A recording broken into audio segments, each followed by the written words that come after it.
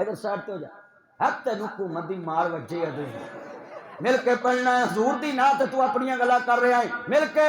पुत्र जिन्होंने हुकूमत की मार वजे मीटर कट्टे जाते।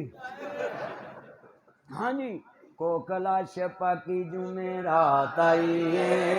मंगयाई इथों माम दे शामत आई क्यों वाली रोटी खानी औखी हुई है चाह की पकावा लोको चीनी महंगी हुई है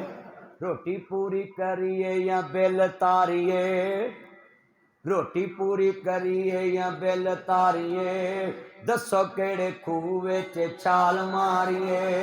सोच सोच वाल उडे जिवें टिंड कीती नाई कोकला छपाकी जूमे मंगयाई इथों माम दे जेड़ा ना बोले अल्लाह करे आवे। मैं तो तुहाडे वास्ते वीरो मैं हुकूमत के खिलाफ नहीं मैं गरीबां दे नाल मैनू जियो वाले पूछया ना भाई मेरा तो सिर्फ आवाम ना रिश्ता है मैं महंगाई के खिलाफ बोलता रवांगा गरीबों की गल करता रवांगा और गरीबों मेरे नाल जे ना इंशाअल्लाह। हाँ जी और मैनू चीनी मुल लानी पैंदी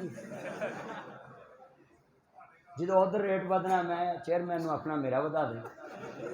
सच्ची गल। हुण गड्डी भी वड्डी है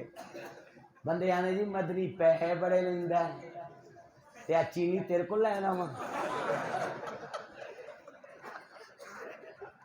सच्ची गल कर रहा मैनू की लोड़ एवं मौलवी कूड़ मौलते ने मैं नहीं लेंदा मैं लेंदे सारे ने तरीका वारदात वखरा है